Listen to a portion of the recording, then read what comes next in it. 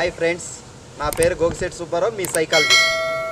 మనం ఇవాళ చెప్పుకునే టాపిక్ చాలా అవసరమైందనమాట.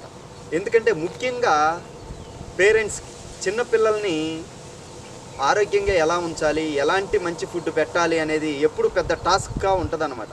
కాబట్టి మీరు ఒక చిన్న లాజిక్ని మీరు ఫాలో అయితే అది చాలా తేలిక అనేది మీకు తెలిసిపోద్ది అనమాట. ఎందుకంటే మనం పిల్లలకి జంక్ ఫుడ్ తినిపించకూడదు, అది తినిపించకూడదు, ఇది తినిపించకూడదు అని చెప్పేసి పిల్లల్ని లాక్కొచ్చి కొడతా తిడతా ఉంటాం. మా పిల్లాడు ఎప్పుడు జంక్ ఫుడ్ తింటాడు, ఇక వేరే తింటలేదని మనం ఎప్పుడు పిల్లల మీద నెట్టేస్తూ ఉంటాం. పిల్లలకి ఏం చెప్పాలంటే, పిల్లలకి ఎప్పుడు అడిగినా, ఏ జంక్ ఫుడ్ అడిగినా ఒక పూట కొనిచ్చినా మిగిలిన 2 పూటల మన ఇంట్లోనే మనం ఇచ్చే ఫుడ్డే వాడు తింటాడు. కాబట్టి మిగిలిన 2 పూటల ఏం తినాలి అనేది కూడా మనకు తెలియాలి అనమాట. అంటే ఇక్కడ మెయిన్ బాడీకి కావాల్సింది ఏంటంటే ప్రతిరోజు నానబెట్టినవి, అంటే శనగలు కానీ, పల్లీలు కానీ, బాదం కానీ, ఇవి నానబెట్టినవి కొన్ని తినటం కానీ, వెజ్ సలాడ్ అంటే క్యారెట్ కానీ, కీరా కానీ, ఇట్లా రకరకాల నిమ్మకాయ కలుపుకుని కానీ ఇట్లా వెజ్ సలాడ్ తినటం కానీ, ఇంకోటి ఉడకబెట్టినవి అంటే కర్రీ ఎక్కువ రైస్ తక్కువ ఎప్పుడు తినగలం, కర్రీ ఎక్కువ ఎప్పుడు తినగలం, దాంట్లో ఉప్పు కానీ, కారం కానీ, నూనె కానీ తగ్గినప్పుడు కర్రీని ఎక్కువగా తినగలం అనమాట, రైస్ తక్కువ.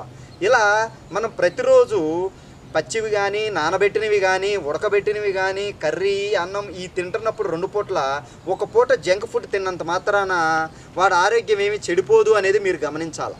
అయితే మీ స్తోమత తగ్గట్టు మీ ఆర్థికమైన పరిస్థితి ప్రకారం పిల్లాడికి ఏది కొనియాలి, ఎలాంటివి కొనియాలి అనేది చూసుకోవచ్చు తప్ప మిగిలిన 2 పూటలు మాత్రం ఎలాంటి ప్రోటీన్ ఇవ్వాలి, ఎలాంటి విటమిన్స్, ఎలాంటి ఫైబర్, ఇలాంటివన్నీ మన బాడీలోకి వెళ్ళినప్పుడు ఒక పూట ఎంత చెత్త తిన్నా కానీ మళ్ళీ శరీరం దాన్ని క్లీన్ చేసుకుని ఈ ఫైబర్ ద్వారా, విటమిన్స్, ప్రోటీన్స్ ద్వారా కడుపులో ఉన్న మలినాలని తొలగించి మళ్ళీ ఆరోగ్యంగా ఉండేటట్టు చేస్తుంది అనమాట.